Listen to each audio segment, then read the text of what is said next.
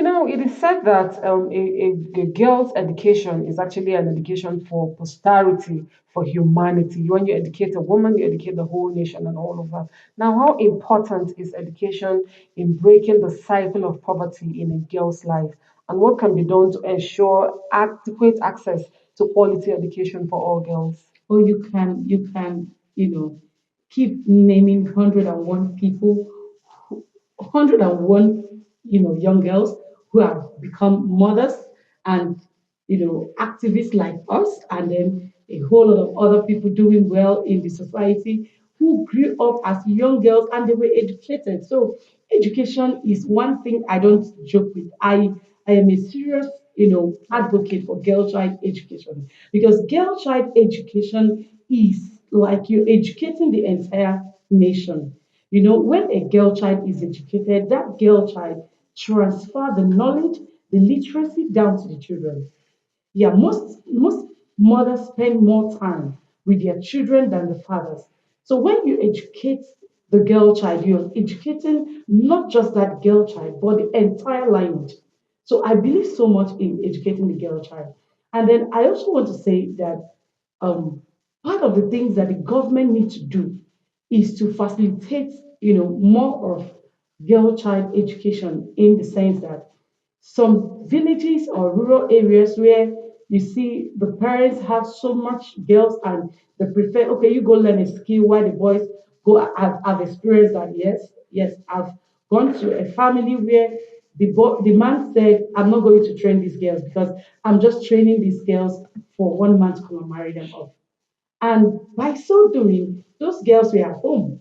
I was very, very mad at the man. Well, of course, I couldn't do nothing other than to do what? To help see how I could source for scholarships for those girls. So most times, I personally either look out for well-meaning Nigerians or, other organizations. My organization also give out scholarships, and we give out scholarships to some of these indigent young girls who are willing to go to school, because there are girls who are really, really brilliant and they want to go to school. Just the one I told you about, I mean, she is damn brilliant and she's doing well. If I bring her results, you'll be wowed. So we have a lot of young girls who are out there who wants to go to school. So girl child education should be something we shouldn't downplay for any reason. It's of paramount importance. And you would always advocate for it as a means I to will pull always girls advocate out for it. of Yeah, to poverty. pull girls And, because and and I think poverty. it's one of those measures to actually nip it in the bud, Yeah, yeah, foundationally. very true. Because education is the foundation of every child, whether boy or girl, is the foundation. So when you start from the grassroots, I mean, lay that foundation, you are giving that child, that girl child, even the boy child, of course. But since you're talking about the girl child here, you're giving that girl child, a basic foundation, a basic stronghold to compete with anybody at any level.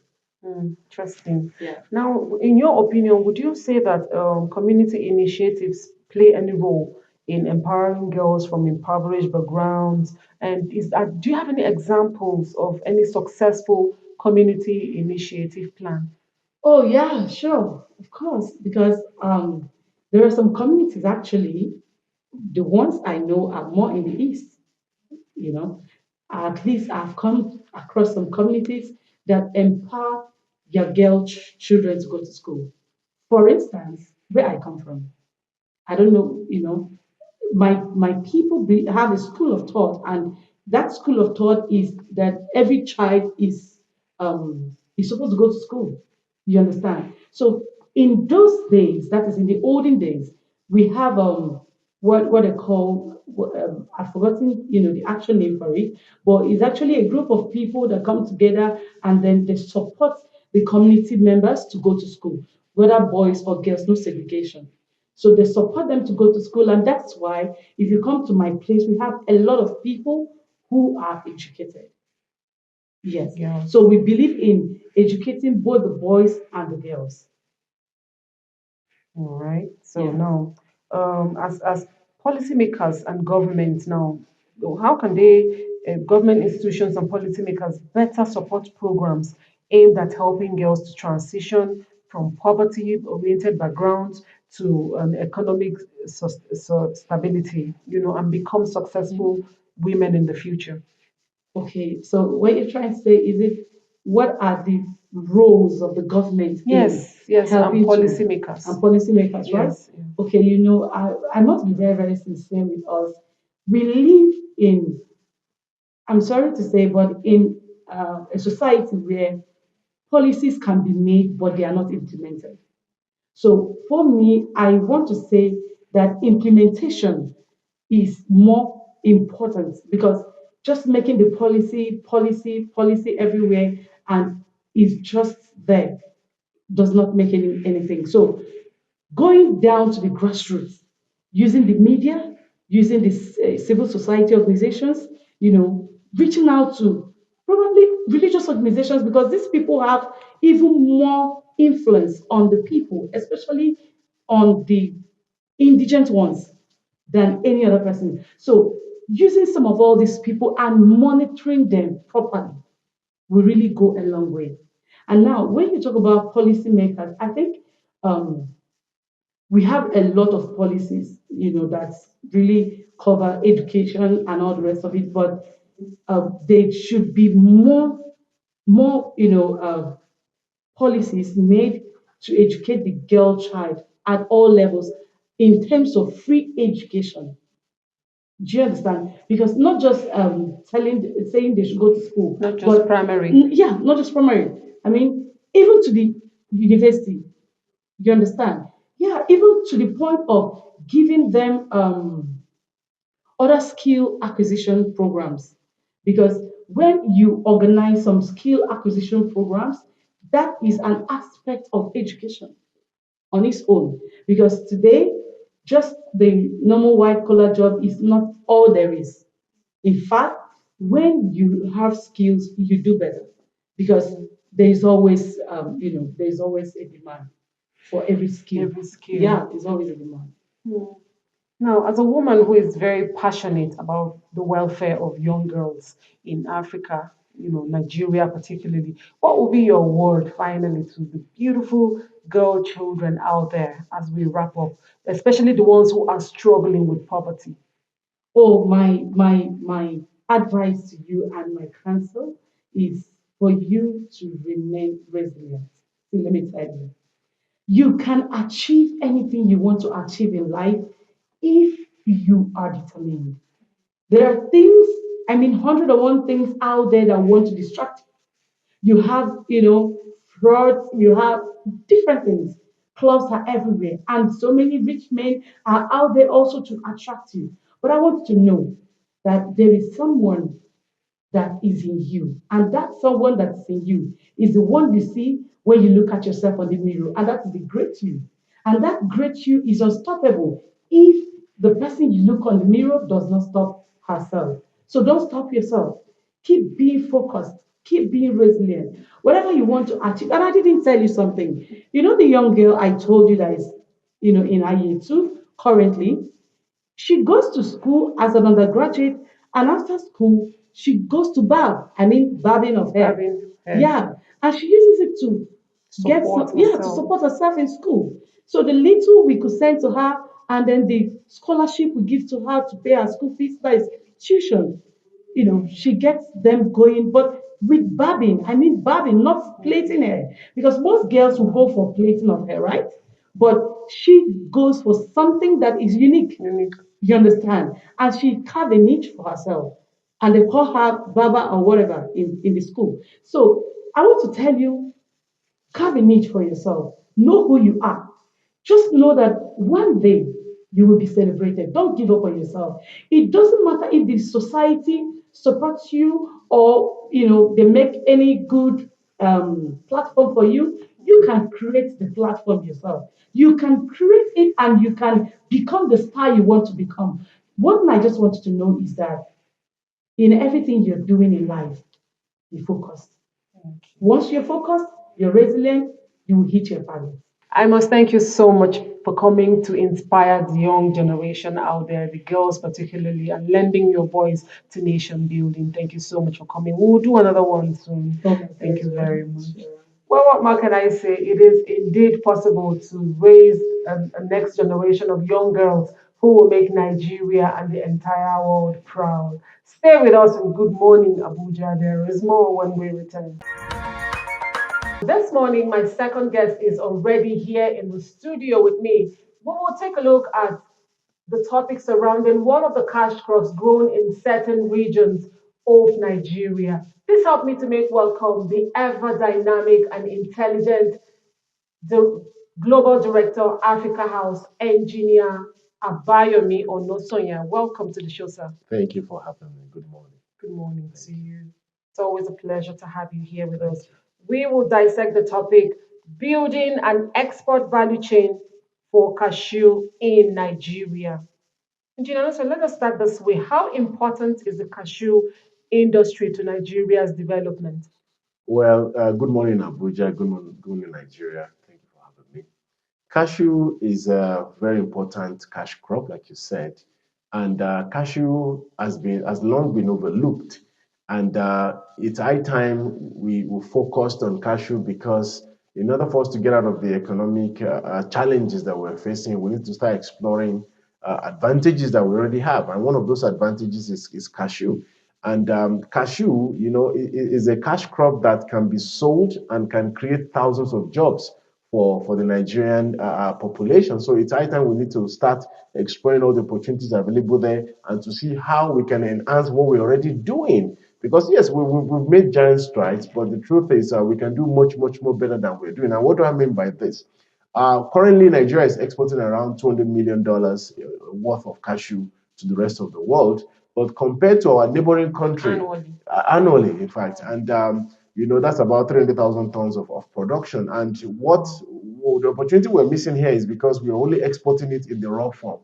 So the farmers harvest, they sun dry it, they pack, and we export. And everybody knows that in order for you to make a whole lot of money from anything agriculture, you need to add value to it, which means processing. So we can actually make much more. In fact, it is projected that we can get up to $11 billion from the cashew industry. So it's a vital part of our economy that we need to take a critical look at, and so that we can grow our economy. Hmm, interesting. And what would you say the current cashew value chain looks like in Nigeria currently? Well, the value chain is not too encouraging. And what do I mean by this? If you go to Babalada, for example, you go to Kogi State, you go to Haba, for example, what the farmer does basically is once they harvest it, because they have seasons when they harvest. So once they harvest it, they sun dry it on the floor and whatnot, and then they wait for buyers to come in, which are usually from Vietnam, China, and some other nations. They sell to them in bags, and it will shock you that some of the buyers also come with their own sacks. You see, so they sell to them, get peanuts on the dollar, and then they move on with their lives. But these people who actually bought from them now will add value to it, and then they'll be making billions and billions of dollars. And I'll give an example. Ivory Coast is the largest producer of cashew, but Vietnam is the largest exporter of cashew. So what that means basically is they buy from The Africa. biggest producer of cashew in the world. Yes, is Cote d'Ivoire, Ivory Wow. Coast. But the largest exporter, that means the guy actually making the money, is Vietnam. So what Vietnam has done is they've created a system to buy cashew in the raw form from all over the world, take it to their country, create thousands of jobs for their citizens, add value to package it, label it, and sell to premium markets where they now make around several billions and billions of dollars in the process. So this is the opportunity Nigerians need to look at. Gladdens my heart and African countries is the largest producer. Okay, now what are the step-by-step actions the government must take if we must build this the cashew export value chain? Well, that's a good one. In order for, in fact, the government needs to lead the way. What do I mean by this? First of all, the government needs to put in place, number one, policies that actually encourages people to go into the cashew business. And many people don't know this, that there's been a silent growth in the cashew industry because many people, everybody looks at oil and gas. But the truth is, cashew is a silent business. And to prove this point, there's this big major construction, a big construction company. I don't want to mention their name, but I'll just give you a hint. JB, I mean, JB, you figure out what that JB means. As big as they are, as wealthy as they are, they've actually diversified into cashew business. It will shock you. And this is a multi-billion-dollar company that's been existing for thousands of for several years in Nigeria. And what did they do? They've acquired plantations in Ekpe and some other parts of Nigeria. I'm talking thousands of hectares, and they are only cultivating cashew. So what they are planning to do over the next couple of years is harvest the cashew, process it, and export. So what am I trying to say? There's room. Government needs to create an environment whereby they would enlighten people. They let people know, just like what we're doing now on NTA, to say, guys, listen, there's money to be made in cashew, and the money in cashew is so peaceful, is so quiet that people won't even notice that you're making money. So what they have to do is say, guys, let people know the advocacy we're doing is that, guys, there's money in cashew. After advocacy, then they have to work hard on promotion. What do I mean by promotion? Promotion basically means that they need to let the whole world know that Nigeria is ready for business when it comes to cashew. So what that will do in turn is people, Nigerians like you and I, will now start putting their investments into the cashew business. And then foreigners also will come with their money, and then they will establish cashew processing facilities. So what does that mean? So basically, you and I may now decide, you know what, bring 5 million, you bring 5 million. Then we'll get the machineries. We'll start off taking the cashew from Kogi, from Nasarawa, from Abuja, from Aba, and other states in Nigeria. And then we'll start processing this cashew using modern equipment with NAFDAC certification and all the licenses and everything. And then we'll start packing, and then we'll start exporting. So government needs to create that platform, awareness, and then they need to promote us. Because I always tell people that our embassies don't exist only to issue visas or to take care of Nigeria's needs abroad. What they need to do is they need to take promotion of Nigerian products seriously. They need to organize seminars. They need to talk to different countries where they are present in to say, guys, Nigeria is a major producer of cashew, and our products will soon be eating your market. When you see a made in Nigeria cashew in America, for example, give it a shot. When you see it in England, buy it. So advocacy, majorly advocacy and policy is the major require responsibility of government when it comes to cash, because there's limit to what you and I can do in terms of marketing Nigeria to the world. They have the network, they have the capacity to sell Nigeria to the world. So once they do that, then you now discover that people will start abandoning. Even you will even resign to say, you know what, we're retiring early. We retire and then we go into cash because people are doing it. You see, so then we can make a lot of money from this. And luckily, we don't need billions to take You off. don't, you don't, you don't, you don't. Hmm. Now, what can the private sector do? Speaking of which, what can the private sector do to tap into the cashew export business? Well, for the private sector to tap into it, we need to start after the advocacy, of course, once they know that there's billions of dollars to be made in the cashew industry. Now they have to now start spending money on market research. What do I mean by this? You need to hire consultants, you need to hire people to let you know that, okay, fine, if I'm producing 1,000 containers of cashew in a month, which markets can I sell it to? Who are my potential customers? What is the international price? So you'll be able to do your math and understand that, okay, fine, for every 1 million I invest, I'm getting 10 million back. I haven't done that. Then we need to now start encouraging the banks, because the banking industry in Nigeria is huge. They make a lot of profits year on year. So we need to let them understand that they can start diversifying some of their profits into investing into cashew processing, cashew packaging, cashew export, and then individuals too. In fact, it's a good idea for government, or even we need to encourage civil servants to retire early. Who says you must retire at 60 or 65? Why not retire at 50 when you're able to access certain amount of money from the bank, or you have a savings, put your money into cashew processing, into cashew business, and then you discover that what you'll be earning per month will actually be more than the government can ever pay you in the next 25 years. That's the reality of it. So private sector holds a huge responsibility when it comes to developing the cashew value chain. So they need to, guys, please listen to me, invest money in cashew. There's a lot to be made in cashew. Interesting, very interesting eye opener there. We'll take a short break now, and when we come back, engineer Onosonya has more insights. Please stay with us. All right, welcome back to Good Morning Abuja. We are still on the topic building an export value chain for cashew in Nigeria. Engineer Onosonya, lastly, before we wrap up this segment, what is your organization doing at the Africa House, to the cashew value chain, to support the industry? Well, what we've done since we relocated our headquarters back to Abuja is we've been doing sensitization.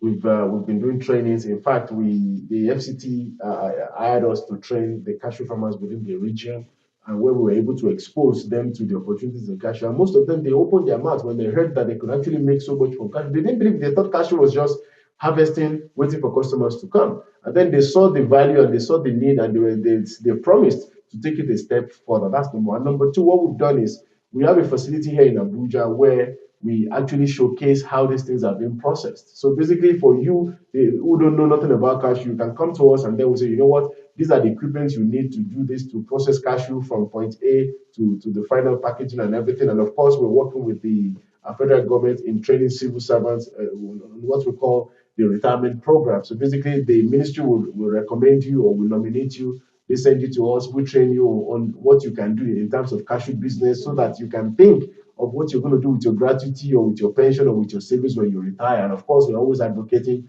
for people to retire early because if you retire early, then the young people can come into the federal civil service. Yes, So exactly. that's what we're doing, and some other things that we're doing in the export aspect, and of course consultancy as well for governments and nations across Africa to help them enhance their cashew value chain. What would make cashew unique? What is that unique thing about cashew as a cash crop and, positions it to be exportable in the first place? That's a fantastic one, really, because cashew is considered one of the superfoods, you see. And what makes cashew a superfood is what it contains. It has a lot of beneficial things in terms of your health. And in fact, is considered especially in America and the West, as an healthy snack. You see, so for someone trying to lose weight, for someone who's exercising or a sports person, they encourage that person to eat a lot of cashew. So as a result, when you go to the West, you discover that somebody might not eat all the junk food, but he's always snacking on cashew. In fact, people snack on cashew more than any other nut that you can find around. And another thing that you have to see is that there's some people who have what they call allergies to different food. For example, milk. Some people have allergies to dairy products. So cashew milk is one product that many people have not even probably not heard of. Some may have heard of Gotten it. from the nuts. Yes, from the north. It's cashew milk. You see how do you make cashew milk? Basically, you soak it in water overnight, you remove that water, and then you blend it again with water and you squeeze that. That's cashew milk. And that cashew milk they are even using it in the West for baking, for confectionaries, biscuits, cake, and whatnot for people who have different allergies. And of course, it's gluten free and is considered non-GMO and whatnot. So it has a whole lot of health reasons that makes people want to buy cashew. And when you go to the Middle East, like I said this before, cashew is considered a sign of respect. You know, if you go to meet someone who's from the Middle East, they cook rice for you. They will put cashew on the side like a side dish, just to see this is cashew. That means I Oh, okay. respect you. So, and it's expensive, So, but in Africa, you go to the supermarket, they'll tell you the bottle is 7,500 naira. But if you convert that to dollar, how much they sell abroad is at least times 20 of that. So, cashew is a Interesting. highly valued commodity that we in Africa, we don't even know what we have. And we need to start exploring those opportunities so that we will better ourselves for it. All right, that was a very insightful one there from Engineer Abayomi Onosonya, the Global Director of Africa House. I hope you learned a thing or two. Stay with us and good morning, Abuja. When we return, there is more on our discussion segment. All right, welcome back. To do more justice on the World Standards Day, which we're commemorating today, of course, I have with me my third and final guest for the day, who will do justice to the topic, the importance of upholding world standards. Let's welcome my guest, Wing Commander Kelechi Ukanwa, retired. Good Thank, morning, sir. good morning, Neka. Thank you Thank you for very coming much. on the show. Thank you so Thank you much. so much for coming on very short notice. Now, let's start by today is World Standards Day.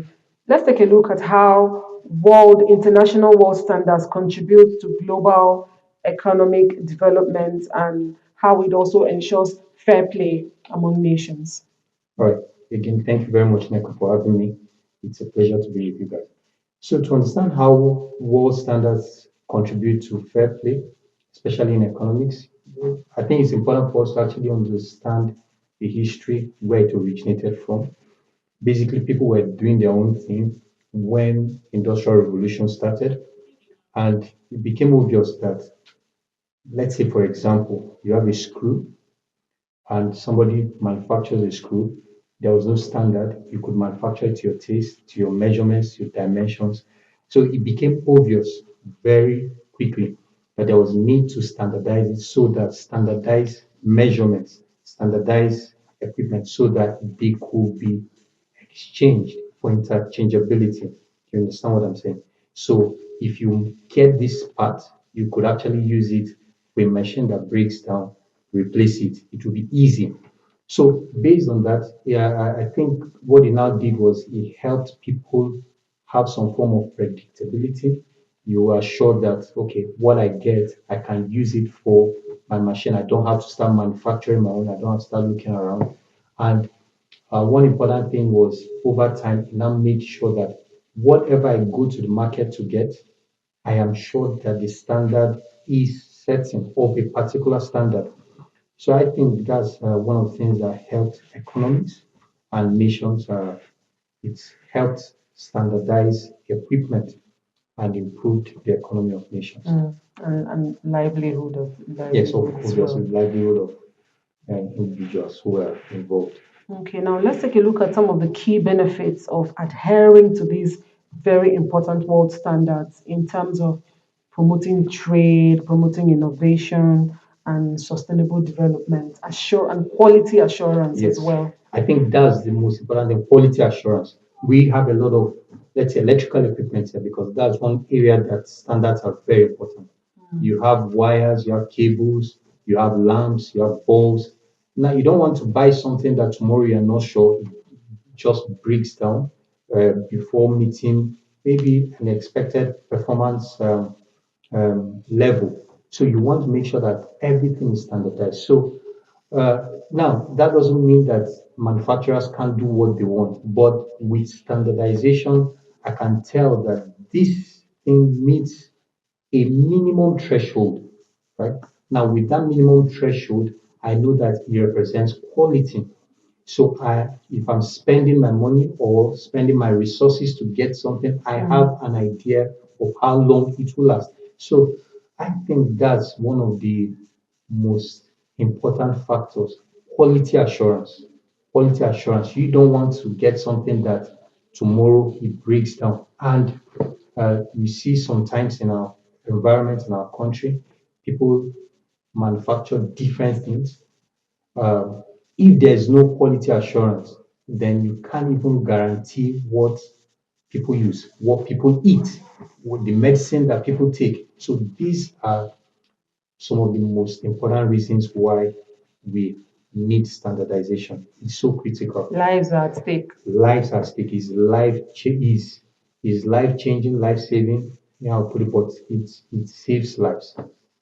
Interesting. Yes. Now, can you provide any examples of successful implementation of international world standards, that have positively impacted any industry or any sector?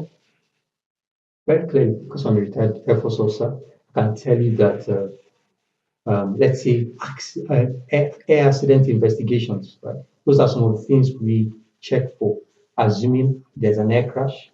God forbid we don't pray for that, but usually most accidents are man-made. Why? Because the manufacturers of such equipment adhere strictly to standards.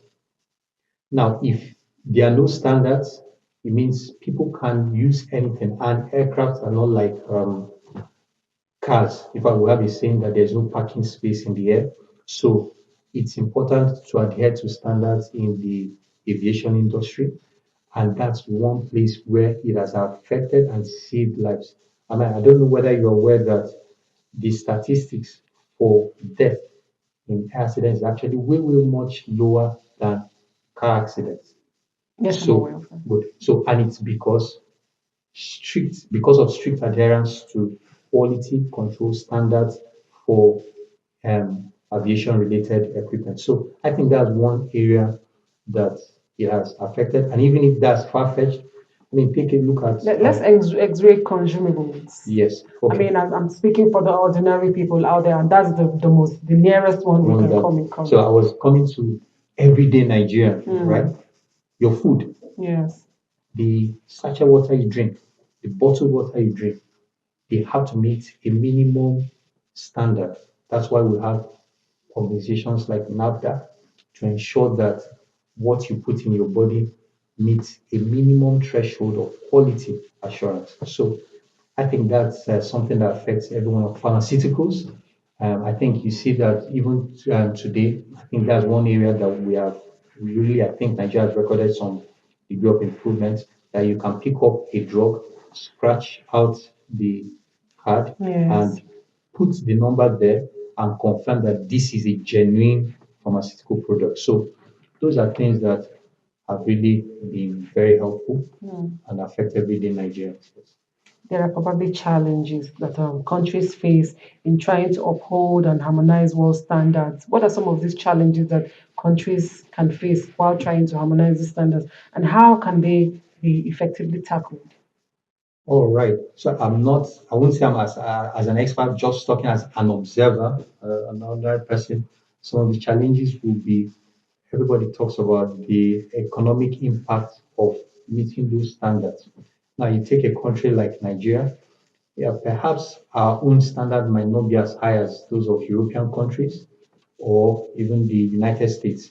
So you see when some of our, let's say our farmers want to export certain items, they are compelled to meet the the industry specifications of Europe and US. So you see that for and to meet those standards, it actually costs a A lot of lot of money. money. You understand? So that's an area that I can say off the top of my head. But nonetheless, it just means that we have to up our game and push ourselves to that level because it's a global village and you can't say that you're in your own corner and doing things your own way. So if you want to play in those markets, it's important for us to up our game and then meet the global standards. Yes, Let me digress a little. Some entrepreneurs just want to cut corners, make quick gain, much more maximize profit profit. at the expense of consumers.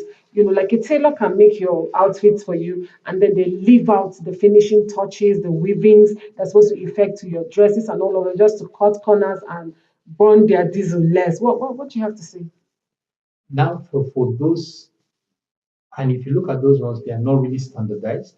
Now you're talking about the brand name of, let's say, the entrepreneur. Everybody wants to maximize, every business person wants to maximize profit. Profit. But there are repercussions, right? It will come back to haunt the person because if you're cutting corners, what it tells your Friends. customer is that okay, I can't trust this person. So I had an experience even yesterday. I was working with someone that some of these artisans doing interior decorations and all that, and he made a mistake.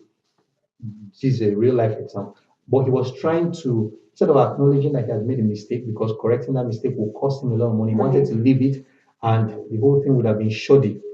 So I told him, your name is at stake. So in the sense for entrepreneurs, especially where there are no specified standards, now their brand name become a bearer of their standards. So you can look at the tailor and say, okay, this person is someone that can trust that whatever cloth she makes, Produces. inside, outside, is perfectly finished. So in those instances, the brand name of those entrepreneurs become the carriers, and then word of mouth is what becomes the standardization organization. Interesting one Yes, there. Now, yes. finally, before I let you go, how would you say that world standards play, what roles do they play in enhancing consumer protection, very important, quality assurance, and overall safety of products and services in a global market? Very, very important. Consumer protection. I mean, that's the, if we use NAFDAC Seems like it's again, the key role, is what we're driving at the yes, end of the day. because you don't want people to be hurt because of what they purchase. So I think that's the main thing. To protect the consumer, make sure that the entrepreneurs, the business people don't cut corners because left to every business person, they want to maximize profit. So you want to make sure that they don't cut corners. However, I also have a an alternative perspective in the sense that sometimes you have things like overregulation.